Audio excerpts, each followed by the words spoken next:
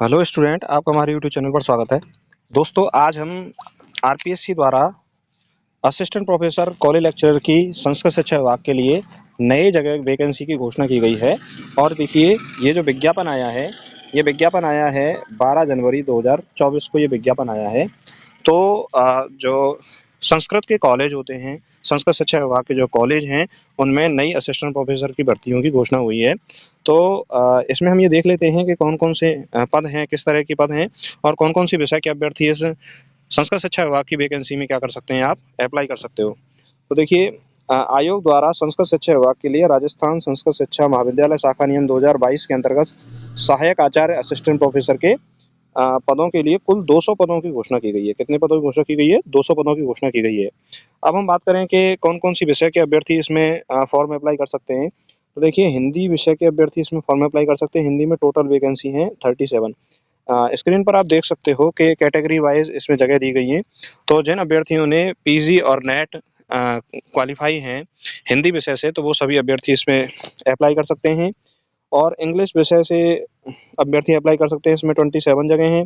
और political science से जितने भी अभ्यर्थी हैं वो अप्लाई कर सकते हैं, इसमें 5 जगह हैं। हिस्ट्री से जिन्होंने एमए किया हुआ है, नेट क्वालिफाइड है या नेट में अपीयर्ड हैं, तो वो सभी स्टूडेंट इसमें अप्लाई कर सकते हैं। इसमें टोटल 3 जगह हैं। आगे हम बात करें और कौन-कौन सी वैकेंसी हैं, तो सामान्य संस्कृत से संबंधित वैकेंसी है, साहित्य से संबंधित है, व्याकरण से संबंधित है और धर्मशास्त्र, ज्योतिष, गणित से, यजुर्वेद से, सामान्य संस्कृत से 38 जगह हैं, 38 जगह हैं। तो जिन्होंने संस्कृत से पीजी किया हुआ है, एमए किया हुआ है, नेट क्वालिफाइड हैं या नेट के लिए अपीयर्ड हैं, नेट जेआरएफ हैं, वो सभी स्टूडेंट इसमें अप्लाई कर सकते हैं। आगे हम बात करें ज्योतिष, फलित और ऋग्वेद, सामान्य दर्शन, भाषा विज्ञान और योग विज्ञान से संबंधित सहायक आचार्य के पदों की घोषणा की गई है। तो स्क्रीन पर आपको देख रहे होंगे कि जो कितने पद हैं, तो उस हिसाब से इसमें पदों को डिवाइड किया गया है। तो अभ्यर्थी जो भी असिस्टेंट प्रोफेसर की तैयारी कर रहे हैं वो इस वैकेंसी के लिए अप्लाई कर सकते हैं। चलिए हम बात करते हैं कि और इस वैकेंसी से संबंधित क्या-क्या है। तो देखिए, जो भी आरक्षण है, सभी आरक्षण मान्य है। जो राजस्थान सरकार की जितनी भी भर्तियां हैं, उन सब में जो भी आरक्षण है, उन सब का लाभ आप ले सकते हो। अब हम बात करते हैं कि इन पदों में भर्ती के लिए क्या-क्या आपकी शैक्षिक योग्यताएं हैं। तो शैक्षिक योग्यताओं के बारे में बात करते हैं। तो सबसे पहले बात करते हैं कि ए मास्टर डिग्री विद 55% मार्क्स। तो देखिए, जिनका पीजी में, एमए में 55% मार्क्स हैं, वो अप्लाई कर सकते हैं। और कैटेगरी वाइज कुछ परसेंट की जो छूट है, वो सबको मिलेगी। अगला है, besides fulfilling above qualification and candidate must have clear the national eligibility test conduct by UGC, similar test accredited by the UGC like SLET और सेट। यानी कि कैंडिडेट ने यदि नेट किया हुआ है, तो वह जो कैंडिडेट है वो इसको अप्लाई कर सकता है। तीसरी जो क्वालिफिकेशन है कि candidates who are have been awarded PhD degree accordance with University Grant Commission. तो यानी कि जिन कैंडिडेट ने नेट क्वालिफाइड किया हुआ है, पीएचडी डिग्री उनके पास है, तो वो भी इस फॉर्म को क्या कर सकते हैं, अप्लाई कर सकते हैं। तो पीएचडी डिग्री के कुछ रूल दिए हुए हैं, तो वो सारी की सारी चीज़ें इसमें एप्लीकेबल हैं। तो ये अलग-अलग योग्यता है, यानी कि क्रम संख्या 1 से 4 के पदों के लिए शैक्षिक योग्यता है। और दूसरा है क्रम संख्या 5 से 15 के लिए शैक्षिक योग्यता वही है जो ऊपर दी गई है, सिमिलर योग्यता है, उसमें कोई अंतर नहीं है। और देखिए, इसमें कुछ इम्पोर्टेंट बातें भी दी गई हैं कि 1 जून 2022 से पूर्व किसी भी प्रदेश से स्लेट या सेट उत्तीर्ण अभ्यर्थी पात्र होगा। तो ऐसा नहीं है कि भाई 2002 से पहले यदि कोई अदर स्टेट से भी सेट पास है तो वो एप्लीकेबल होगा। और 1 जून 2002 को या उसके पश्चात प्रदेश से उत्तीर्ण सेट अभ्यर्थी इस पद हेतु पात्र नहीं होगा। अन्य प्रदेश मतलब अगर कोई अदर स्टेट का है और 1 जून 2002 के बाद उसने सेट किया हुआ अदर स्टेट से, तो वो इसके लिए पात्र नहीं होगा। अब देखिए, शैक्षणिक योग्यता संबंधी प्रावधान क्या है कि उक्त पदों की अपेक्षित शैक्षणिक योग्यता अंतिम वर्ष की परीक्षा में सम्मिलित हुआ हो या सम्मिलित होने वाला व्यक्ति भी आवेदन कर सकता है, किंतु आयोग द्वारा आयोजित साक्षात्कार से पूर्व शैक्षणिक अर्हता अर्जित करने का सबूत देना होगा। ध्यान दीजिए, ये एक बहुत मोस्ट इंपॉर्टेंट बात है। बहुत सारे स्टूडेंट इस बात में कन्फ्यूजन है।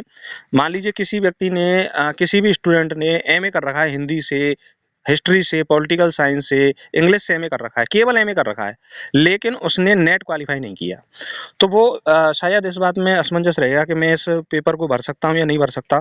तो यहाँ पर इस लाइन से साफ-साफ है कि अंतिम वर्ष में शामिल होने वाला अभ्यर्थी भी भर सकता है।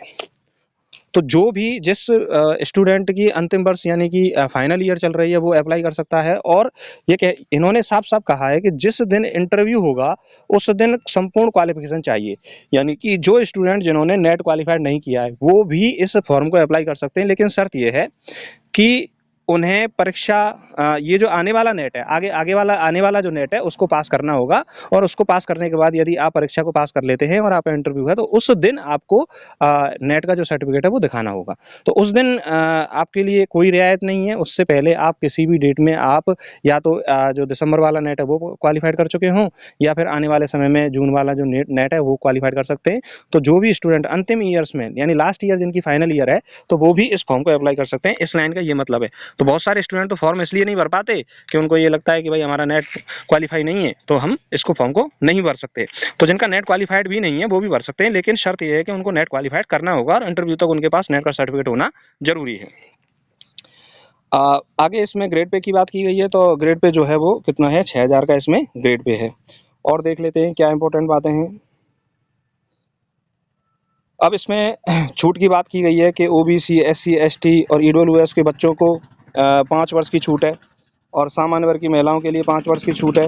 तो इस तरह से इसमें छूट की भी क्या है, बात की गई है। तो यहाँ छूट से संबंधित बातें हैं, तो ये कोई ज़्यादा इंपॉर्टेंट नहीं है, ये सभी जानते हैं, सभी स्टूडेंट जानते हैं कि किस तरह से छूट है। अब हम बात करते हैं कि आवेदन कब से कब तक किया जाएगा।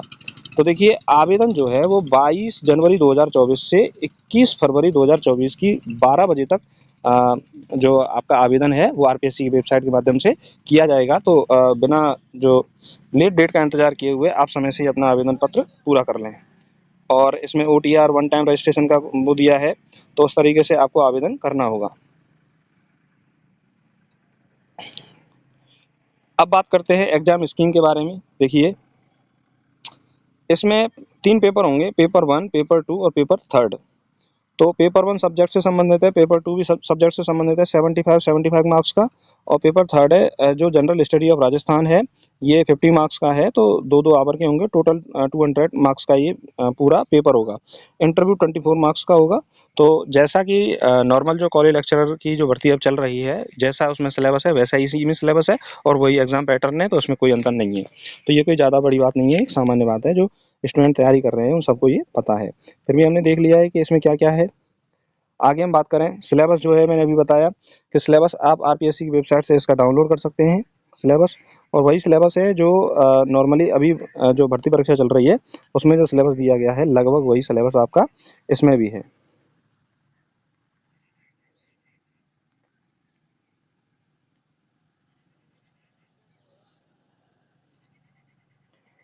अब इससे ज़्यादा उसमें ऐसा कुछ खास है नहीं कि क्या-क्या होगा।